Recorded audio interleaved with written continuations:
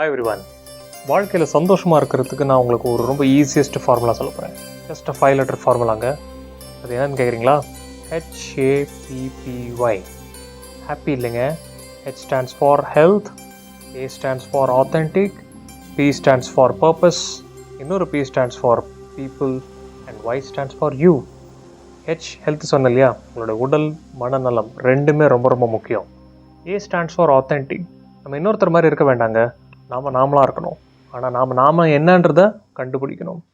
P stands for purpose. நம்ம வாழ்க்கையோடைய அரிதான உயர்வான நோக்கம் என்ன அப்படிங்கிறத தெரிஞ்சுக்கிட்டு அதன் மூலமாக நம்மளை வாழ்க்கையை செலுத்தணும்.